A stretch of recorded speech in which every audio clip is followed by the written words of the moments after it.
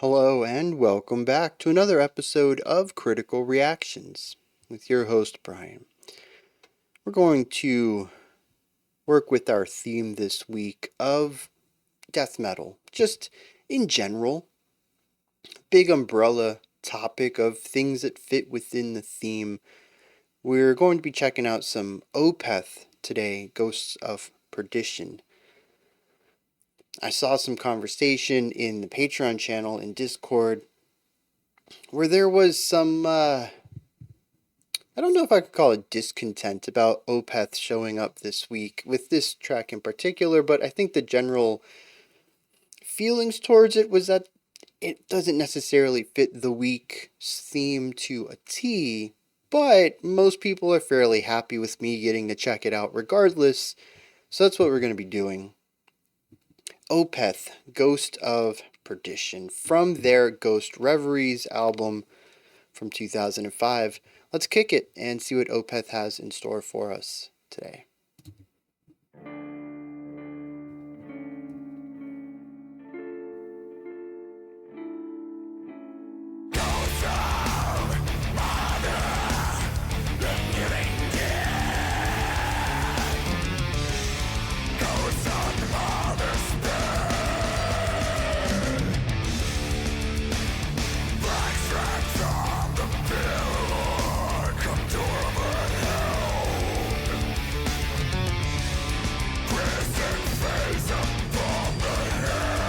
So I think I can already see why it was a bit of a contentious pick, given that this is at least their opening mellow death.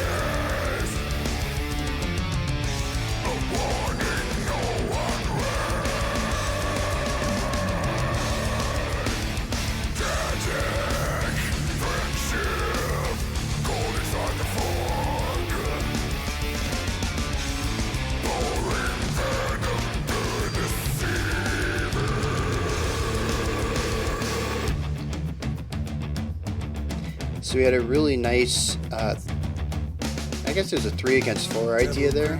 6 against 4 maybe. And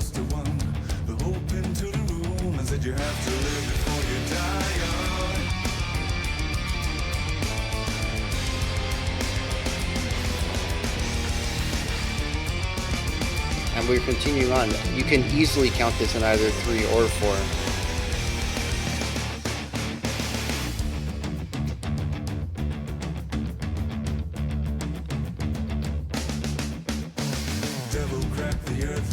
Told you was the one. The hope into the room and said you had to live before you die young. Very interesting melody on the vocals. Very different from the darkness present in the instruments.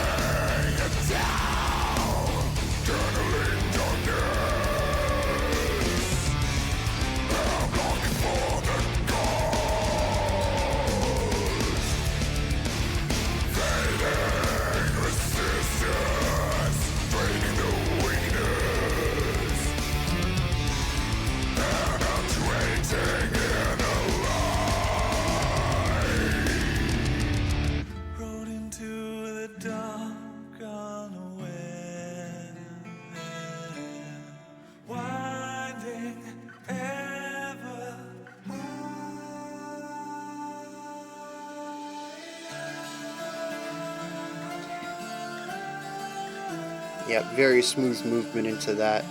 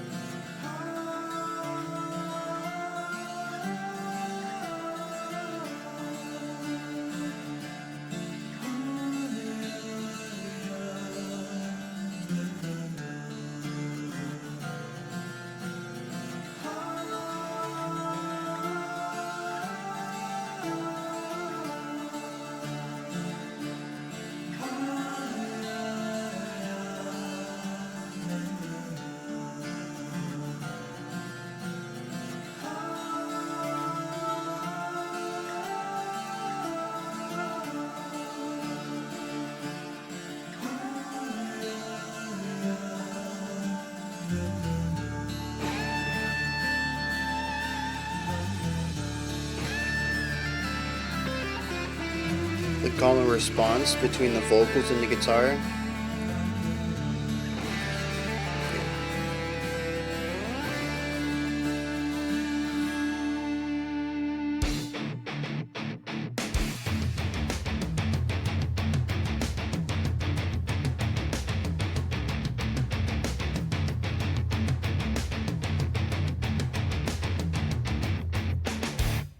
Darkness by her side, spoken past her by. Another one of those really interesting melodies.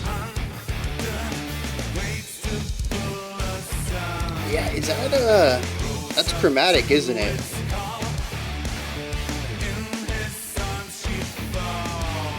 No, it's very close though. It's a lot of half steps, but not purely.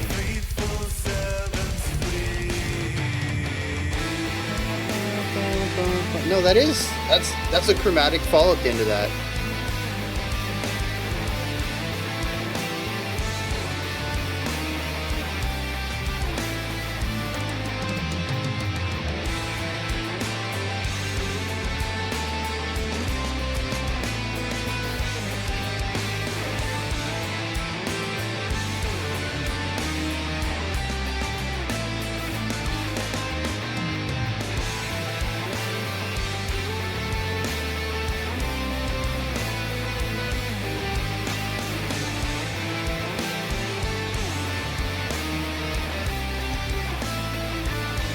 So our bass kick is the only thing really holding down the 4. The guitar and the cymbal work are all pushing a 3 narrative. It's really interesting to see how they balance the 4 against 3 idea in all the sections that they do it, because one is certainly more prominent than the other. Also, that rhythmic section we just came out of with the drums was wild.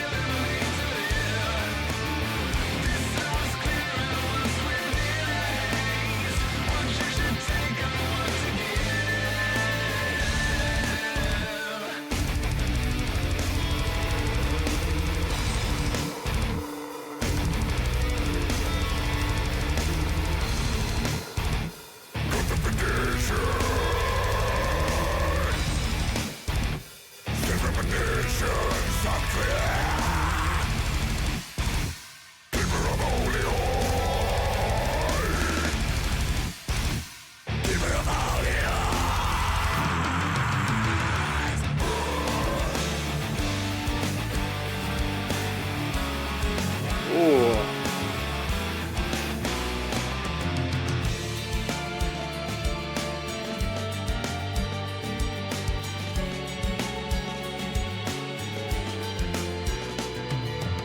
Bass has a beautiful line. It did, trust me. Rewind it 4 seconds if you need to. To see a beloved son in despair of what's to come.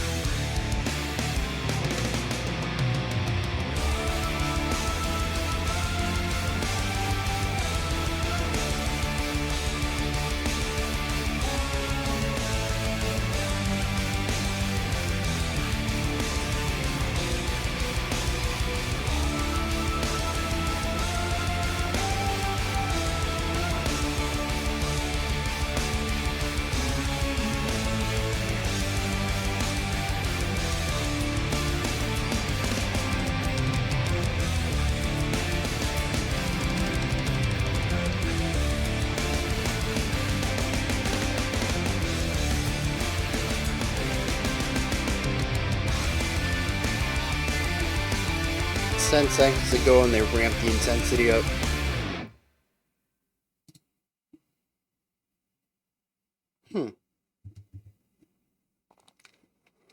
Alright, well, I definitely see why this is a difficult sell for Death Metal Week. This specific topic, I don't think would come up if this were a special selection without any exterior element to tie it to, specifically, a theme or anything. But I do want to bring it up real quick because we would be speaking about something tangentially anyways.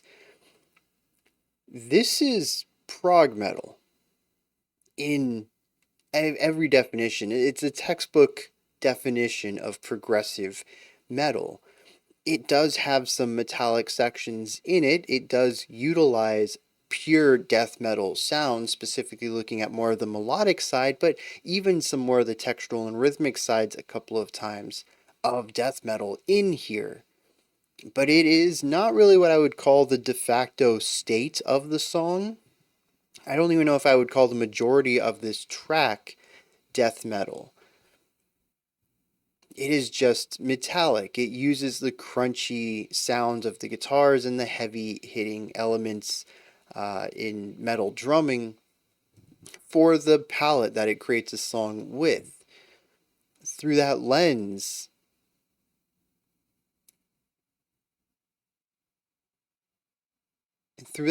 it's a metallic palette. But see, here's the thing too, it's not even just the sound of it.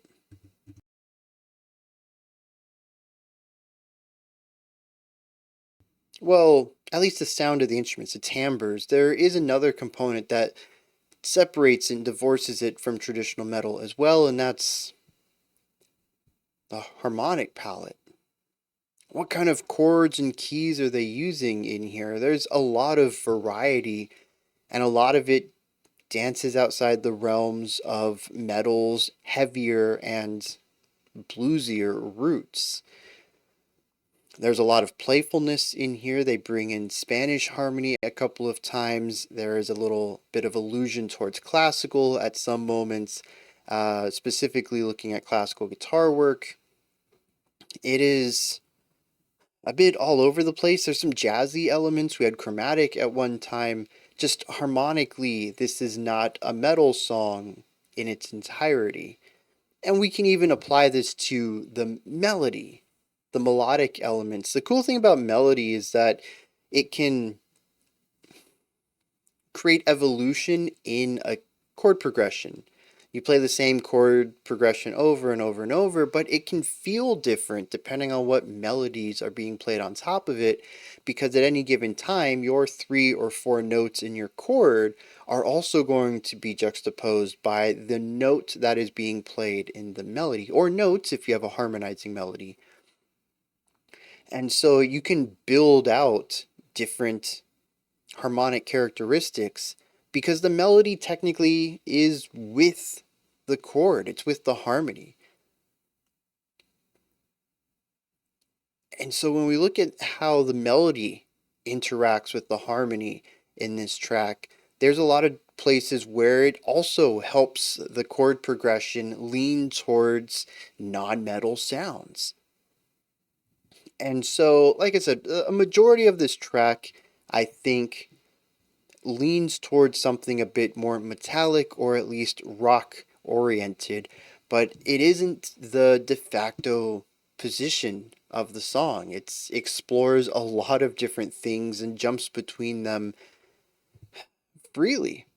It doesn't ever feel like we're doing metal and then we can explore some jazz and then metal and then we can explore some classical and then metal. It's not something we always return to. It just happens to be what we have the majority of. And so I understand if anyone's like, actually, this doesn't really fit Death Metal Week. Yeah, maybe not. But death metal is still a component of it, so I think it's fine, even though I would typically probably put this down as progressive metal. Now, something that I wouldn't call completely uncharacteristic of death metal, but something that this certainly leans into quite a bit more than I think other bands do is mood.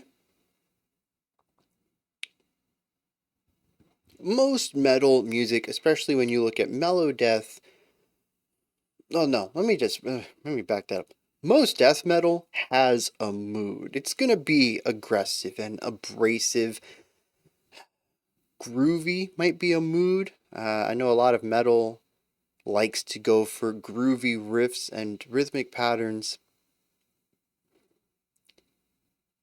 but I think that Opeth takes it a step further, and instead of saying the mood is important, they say mood in general is important, and they go about crafting different moods in different sections.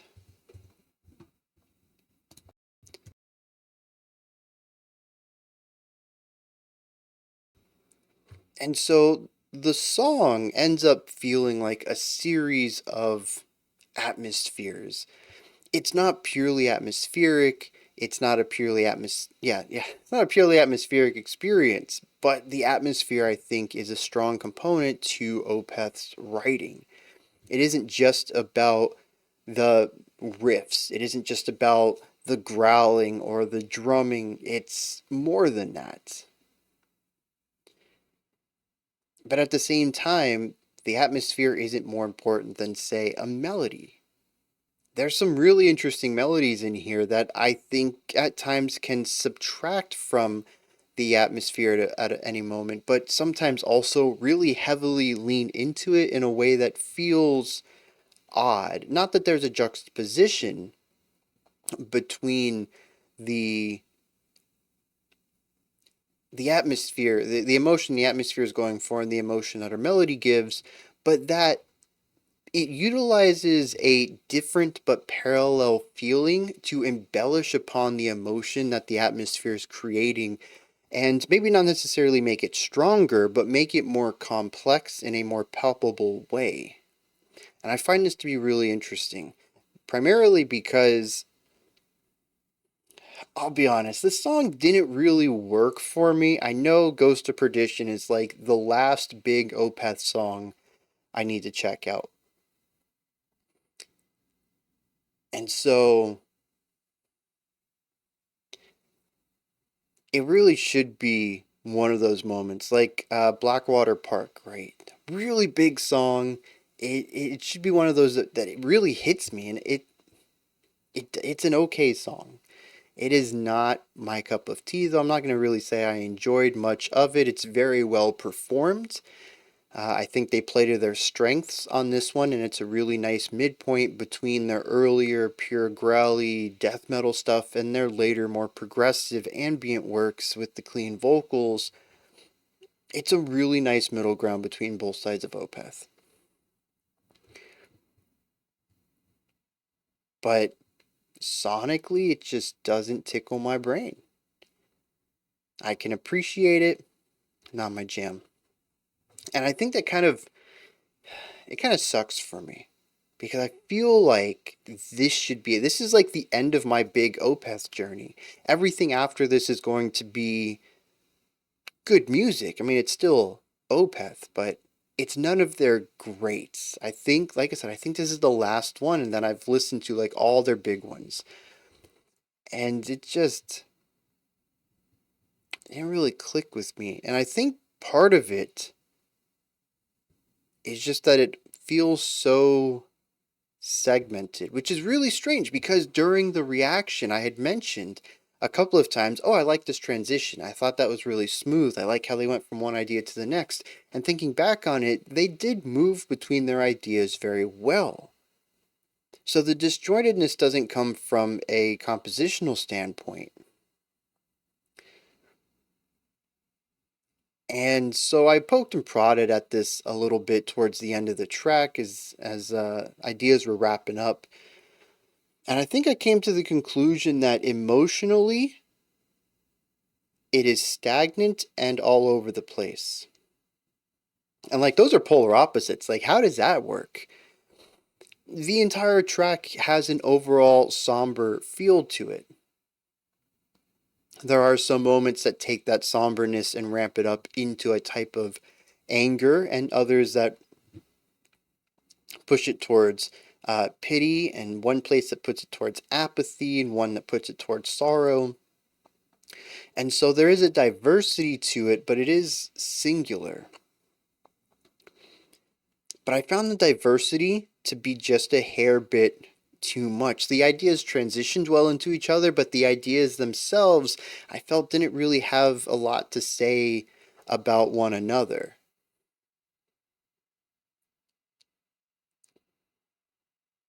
And so I thought about this too. I was like, well, normally I like this kind of stuff. I'm a huge fan of contrast. Give me like 10 different sounds in one song, and I'll probably enjoy it. I may not love it. It may be a bit too much for me, but I'm at least going to have a good time with it. And here that didn't click. And I think that's one of the best things I'm learning about myself through this journey, doing these reactions and all this, is that the things that I thought I loved weren't that. And so it's forced me to recontextualize songs and bands that I greatly enjoy and really distill them down, listen to them more analytically, deeper than I've ever listened to before, to really drill down and figure out what it is that I like about them. Because what I thought it was doesn't always work. So obviously, that's not the thing that I enjoyed about it. And I think this is one of those situations where normally I like the eclectic, all over the place. We're going to have death metal and then Spanish guitar and then this really clean guitar solo and then some clean vocals with some jazzy harmonies. And the thing is they bring it all together. Like I said, there is a bit of cohesion to it all. It is overly dreary across the entire thing. But we never really stick with an idea long enough for me to understand its placement against another. And as usual, I'm going to place the disclaimer here that this could be on me. It is a lot of sections in a single song, 10.5 minutes. I've only had one time to digest it. It's possible it makes more sense on repeat listens, and maybe I would even enjoy it more on repeat listens. But at least on this first one, it doesn't call out to me that I need more of it. I'm glad I've heard it, and that's about as far as that goes. It is, at least at this point, not my favorite Opeth track by a long shot.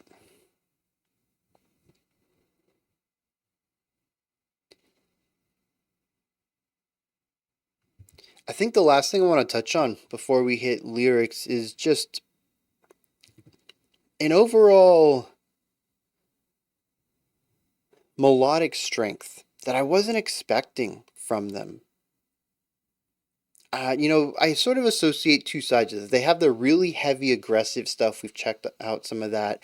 And then their later stuff that I associate more with atmosphere. I remember we listened to one track that was like 8 minutes long, and it was like two or three sections, and all of it was just, it wasn't ambient, but it was really focused on atmosphere. I wouldn't call it post rock or post metal. It was more moving than that, but it was like right on the border. And so to me, they're either like all in aggressive or bordering on like the artsy side of prog.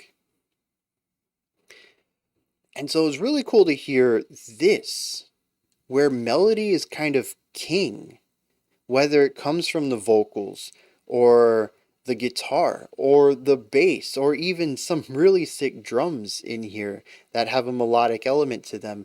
There's always something in here that has a lead, the spotlight's put on them, and it sounds phenomenal.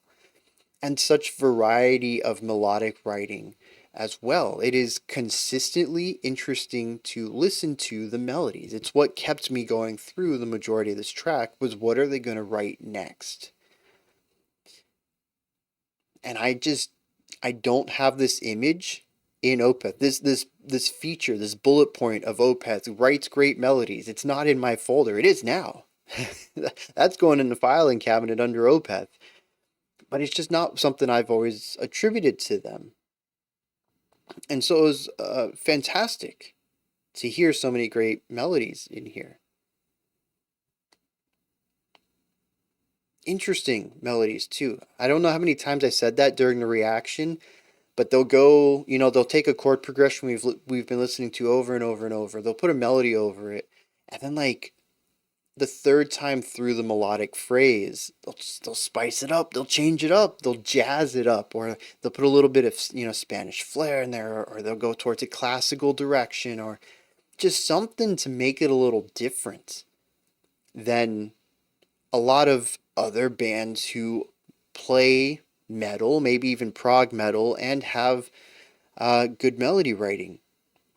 And I think ultimately what all this boils down to is that this is a 2005 album that was incredibly influential on the realm of metal. Even though Opeth is a bit of a newer band compared to some of the influential bands we've checked out, the fact that they are influential and geez, coming up on 20 years since this album came out, that's a lot of time for their influences to be felt and incorporated into the larger conversation of similar musics. And that might be where my issue lies in this too. Iteration. This might have been exceptionally mind-blowing in 2005. But it's not today, and it's the same problem I have, like I mentioned, with a lot of prolific bands and albums from the past, is that I just can't hear them in that context. This album, in my mind, gets pushed against every album that I've heard that's been influenced by it, and maybe not specifically does it better, but has iterated on the sound and made it more palatable to a more mainstream or casual sound. As I've mentioned many times in the past, I'm not a metalhead.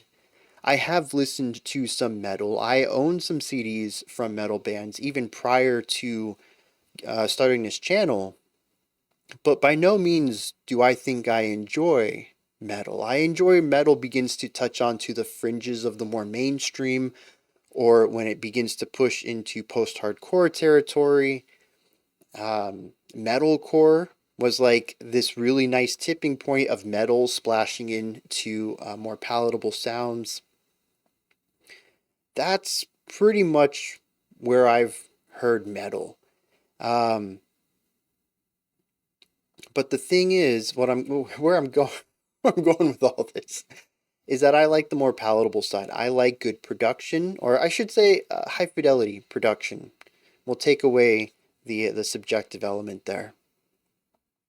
And this is a bit raw. It's a bit rougher around the edges, which is both prominent of the era and the style of music. I'm not saying it's a bad thing for it. I'm sure some people love the album because of it, or love the production on the album regardless. But I've heard bands that were influenced by this and did things that just were similar but worked better for my ears, and this just doesn't hit me as hard because it isn't groundbreaking to me. Historically, sure, you can tell me all day long that this was completely fresh, completely new. I can't feel that. I can't go back in time and erase my memories of the last 20 years of music and hear this devoid of all that context. And I think that's what makes it really special, is its placement in history, and unfortunately I can't ever have that relationship to it. At best I can appreciate it from arm's length. I'm going to hit some lyrics and then we're going to wrap this up. Alright.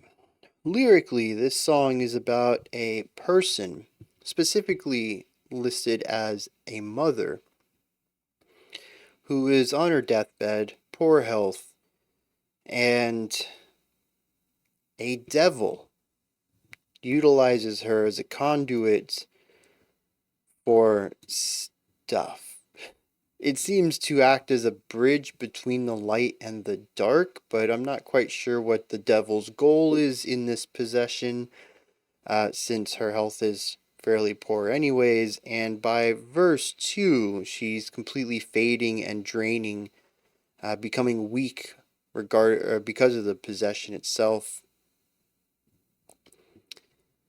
And her son sits beside her and watches all of this through the weeks, months, however long it takes, however long the story is, and wonders if he should euthanize her, and then wonders if he's just as bad as the demon within her for thinking of such a thing. And that's how the song ends. Now, I'm glad I wasn't the only one to note this. The annotation on Genius for the guitar solo states, "The solo features an interesting tapping lick that plays in major, breaking from the mood of the song." I mentioned that that guitar solo felt odd and out of place harmonically. I didn't know it was in major. I can't hear modes like that, but it was quite a bit different emotionally. It is an interesting part, knowing what the story is of the lyrics, to see that there. That comes right after it mentions that she was being drained and becoming weak due to the uh, this devil character within her. Now, I also see a lot of this as a metaphor. Again, it doesn't seem that the possession is a means to anything. It just speaks about the torment that she's in from it, but it doesn't really tell me what the devil gets out of it. Which makes me think it works more on a metaphorical level, that she's fighting her demons. Maybe mentally, maybe spiritually, while she's on her deathbed. I don't know. Maybe there's more to this, but I'm also seeing that this was originally intended to be a concept album, but was changed near the end of the creation process, with some lyrics and themes still coming from that concept album, but none of the songs really being tied together anymore. And it kind of makes me wonder what would have happened if they had stuck with that. This song feels lacking context, primarily because I don't have any motivation for this devil. Um, and so, again, it makes it feel really difficult to take it at face value because the character is so two-dimensionally evil. And so I have to take it metaphorically, but I don't think it's a really strong metaphor either. I think it all sort of leads up just to the ending. We need to make some sort of evil spirit here so that when the son sees his mother in agony every day, he thinks, oh, maybe I should help her, put her out of her misery. Am I no different than, whatever's torturing her? That's what it feels like to me. And I'm not totally against that. I'm not going to say I'm a better writer than that. In fact, most of the times I come up with lyrics or stories, I usually start from the end, some clever twist, and try to work my way up to it. So I can't really even shoot it down that bad, but it does feel like that. It feels like the lyrics started at the end and they tried to justify that. And I'm not sure that it's all great from that perspective.